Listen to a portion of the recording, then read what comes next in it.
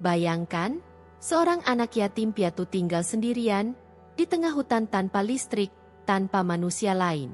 Suatu hari, sebuah helikopter meledak, dan jatuh tepat di dekat gubuknya. Di balik puing terbakar itu, ada pria kaya raya yang sekarat. Tapi bukan petugas, bukan keluarga, bukan dokter, melainkan gadis kecil itulah yang menyelamatkan nyawanya. Tapi tunggu, siapa sebenarnya Kia? Dan kenapa Aldo justru merasa gadis itu adalah malaikat penyelamatnya? Assalamualaikum sahabat-sahabat inspiratif, dari seluruh penjuru Indonesia, dari Sabang sampai Merauke. Terima kasih sudah hadir kembali di channel ini. Sebelum kita masuk ke cerita yang sangat menyentuh ini, yuk bantu kami dengan klik like, tulis komentar terbaik kalian, dan jangan lupa tekan tombol subscribe sebagai bentuk dukungan. Kami doakan yang sudah subscribe dan mendukung channel ini, semoga selalu sehat, rezekinya lancar, dan dijauhkan dari segala kesulitan. Amin ya Rabbal Alamin. Di tengah belantara hutan zamrud yang lebat dan nyaris tak terjamah manusia, terdapat sebuah gubuk kecil sederhana dari anyaman bambu yang berdiri sendirian. Di sanalah Kia tinggal, seorang gadis kecil berusia 10 tahun yang telah ditinggalkan dunia sejak usia dini. Kedua orang tuanya meninggal saat ia masih balita, dan satu-satunya orang yang membesarkannya adalah sang nenek, yang kini pun telah berpulang. Tanpa sanak saudara lain, tanpa tetangga, tanpa suara lain selain suara hutan, Kia hidup seorang diri di tempat itu. Jauh dari hiruk-pikuk kota, tak mengenal listrik, tak punya akses sekolah, bahkan tak pernah bersentuhan dengan teknologi. Hanya suara sungai Nirwana yang mengalir tenang di sisi gubuknya, serta kicau burung dan hembusan angin yang menemaninya hari demi hari. Setiap pagi sebelum fajar menyingsing, tubuh kecilnya sudah terjaga. Dengan langkah ringan tapi penuh tanggung jawab, Kia menimba air dari sungai, mencuci bahan makanan seadanya, dan menyiapkan sarapan dari ubi hutan yang ia tanam sendiri. Tidak ada kompor gas, tak ada kulkas, hanya api unggun kecil dan tungku dari batu yang dibangun dengan tangan kecilnya sendiri. Di sudut gubuk, tergeletak rapi buku catatan tua milik sang nenek, yang penuh dengan tulisan tangan tentang ramuan-ramuan herbal. Kertasnya menguning, beberapa bahkan sobek, tapi isinya sangat berharga. Setiap malam, Kia membaca tulisan itu dengan suara pelan, seakan sedang berbincang dengan neneknya. Ia menghafal nama-nama tanaman, manfaat akar-akaran, dan cara membuat penawar luka.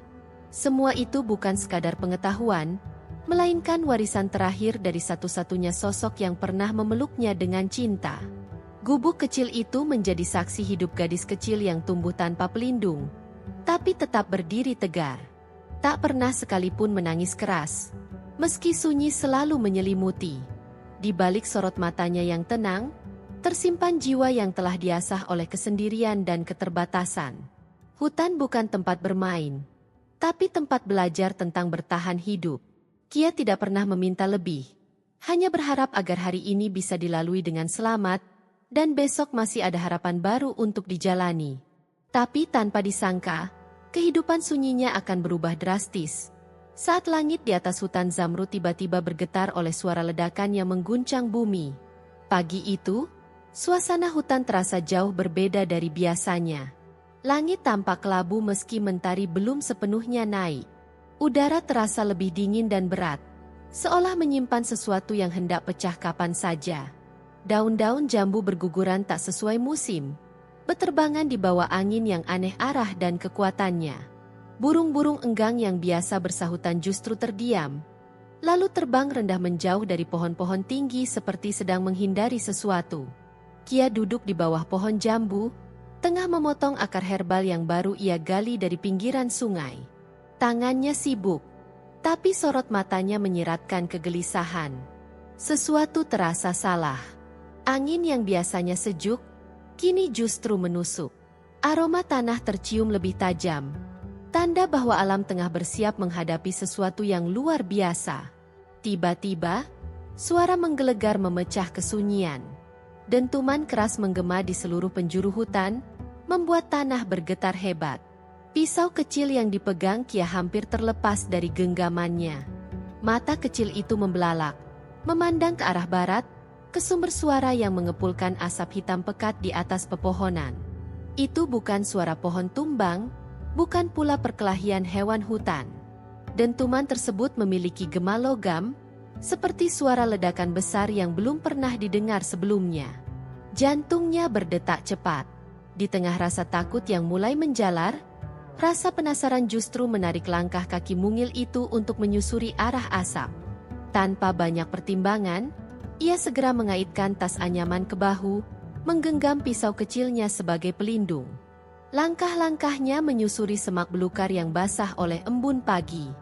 Semakin jauh berjalan, semakin pekat aroma logam terbakar menyusup ke hidung. Napas mulai memburu, tapi langkah tak berhenti. Akar pohon yang mencuat membuat perjalanannya menjadi lebih berat. Beberapa kali terjatuh, tapi segera bangkit dan melanjutkan perjalanan. Tidak ada waktu untuk ragu. Hutan seolah membisikkan sesuatu. Sebuah rahasia besar sedang menunggu untuk ditemukan di balik kepulan asap gelap yang perlahan menghilang di tiupan angin. Setelah hampir 1 jam berjalan, ia tiba di tepi sebuah lereng curam. Di bawah sana, pemandangan yang tak pernah terbayangkan terbentang. Sebuah helikopter hancur berkeping-keping. Baling-balingnya terpelintir seperti benang kusut. Badannya pecah, sebagian terbenam dalam lumpur, sebagian terbakar hangus. Asap masih mengepul, menghitamkan udara. Kia berdiri terpaku di ujung tebing. Tubuhnya gemetar menyaksikan reruntuhan itu. Napasnya tercekat. Dunia yang selama ini sunyi dan teratur, kini porak-poranda oleh kehadiran sesuatu dari langit. Sesuatu yang belum pernah dikenalnya, tapi akan mengubah segalanya. Dari balik kepulan asap dan puing-puing logam yang berserakan, terdengar suara lirih. Rintihan lemah, nyaris tenggelam oleh desiran angin yang menyusup di antara celah pepohonan. Suara itu memanggil, memohon, seolah memecah keheningan dan menembus ke dalam dada Kia yang masih berdiri kaku di tepi lereng.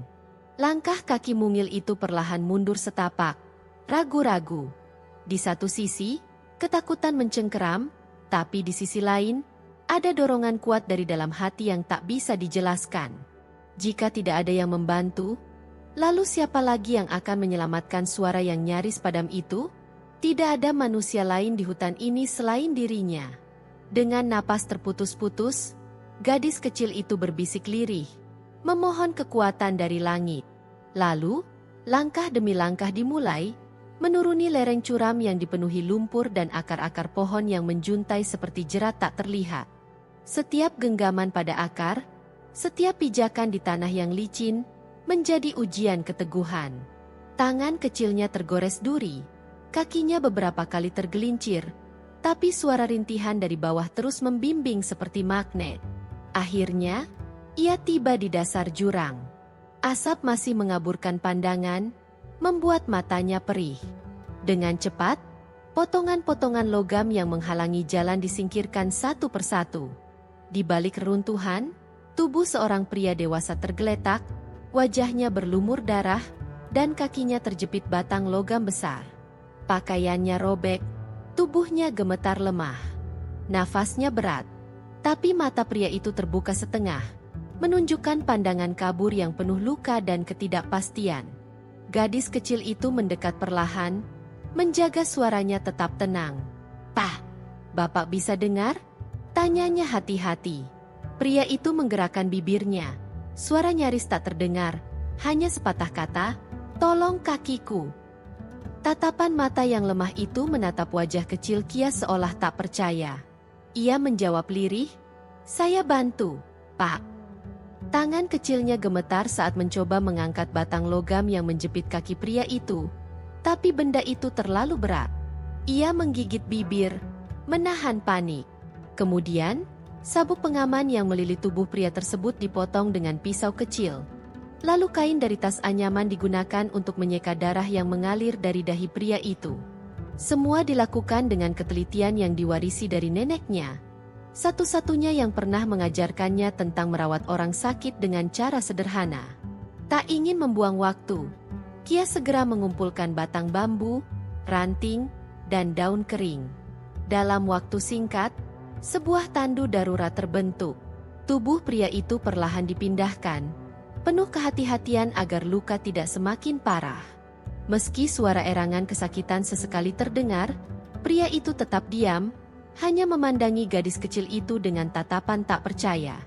Dengan seluruh kekuatan yang tersisa, Kia mulai menarik tandu menuju atas lereng.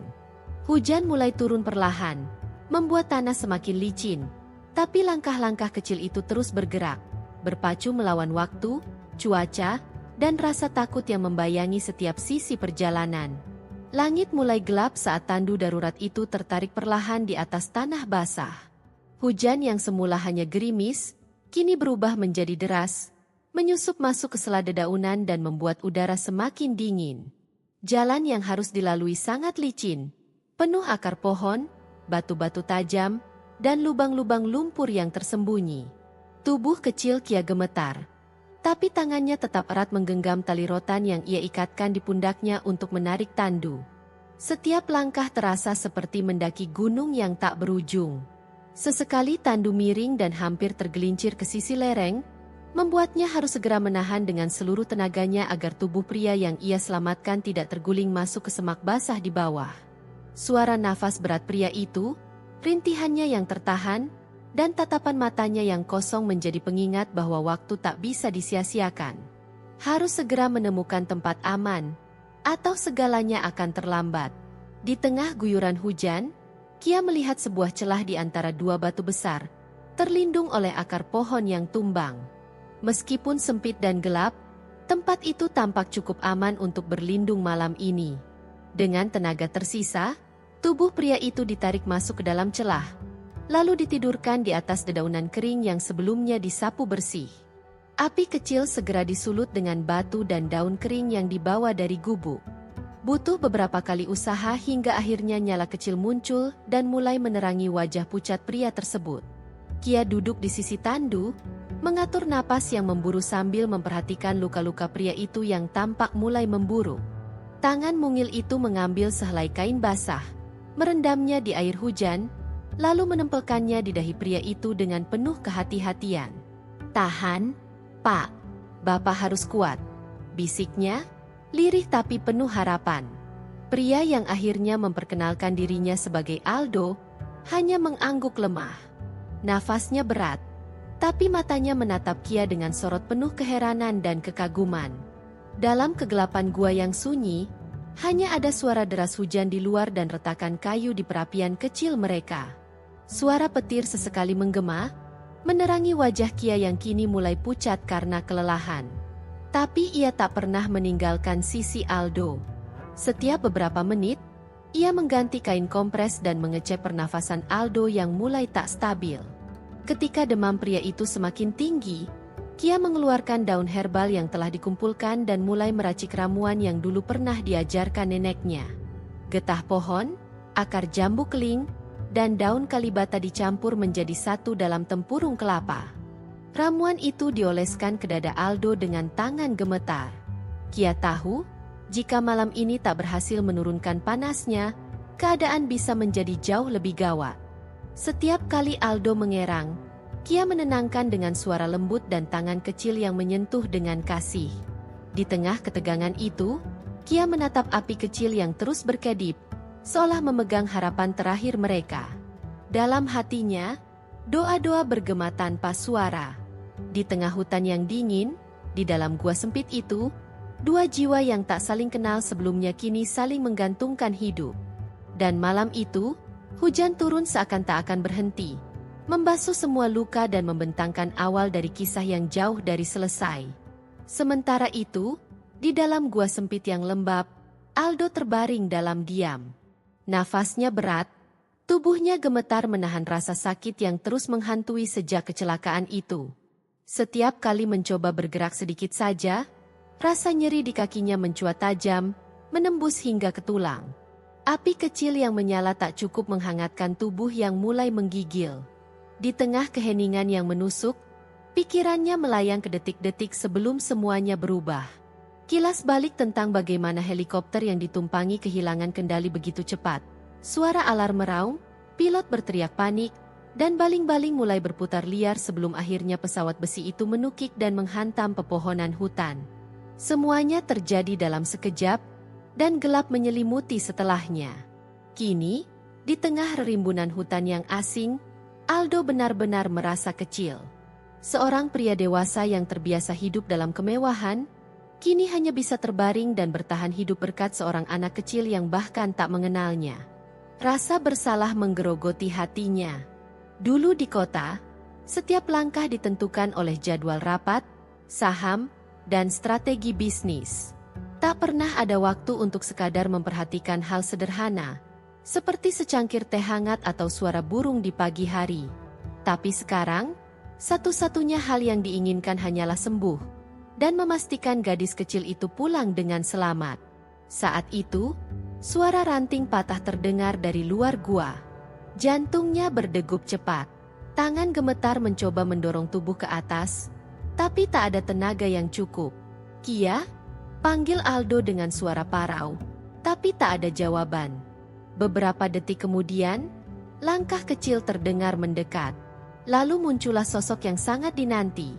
Gadis kecil itu, dengan wajah penuh lumpur dan keringat, membawa kantong anyaman yang kini tampak penuh. "Aku berhasil, Pak," ucapnya dengan napas terengah. Aldo tak kuasa menahan haru.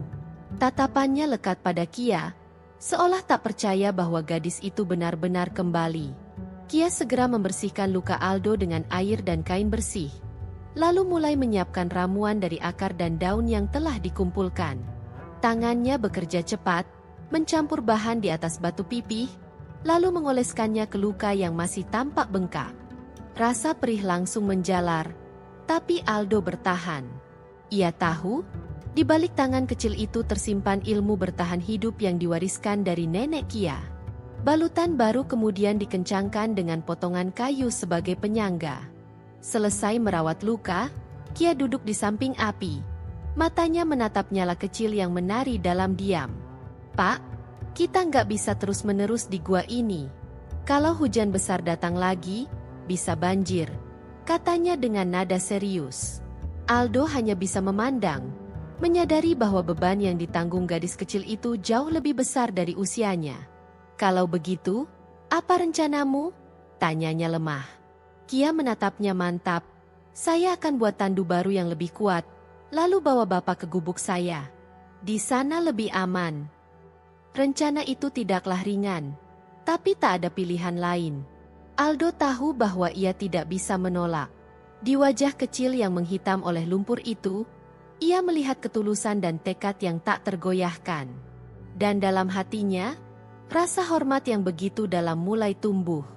Di tengah hutan lebat dan sunyi itu, ia tak hanya diselamatkan oleh seorang anak, tetapi juga diajarkan kembali tentang makna hidup yang sebenarnya. Bahwa keberanian bukanlah soal kekuatan, melainkan soal hati yang tak menyerah bahkan di titik paling gelap. Dan malam itu, saat mereka tidur bergantian di dekat api kecil, dua dunia yang sangat berbeda mulai menyatu dalam perjalanan yang belum selesai. Sahabat-sahabat inspiratif, cerita ini bukan hanya tentang keberanian seorang anak, tapi tentang bagaimana kebaikan sekecil apapun bisa menyelamatkan dunia seseorang. Jika kisah ini menyentuh hatimu, tinggalkan komentar terbaikmu, bagikan ke teman-temanmu, dan jangan lupa like serta subscribe agar kami terus semangat menghadirkan kisah penuh makna. Sampai jumpa di cerita berikutnya. Semoga kamu pun bisa jadi cahaya bagi dunia sekitarmu.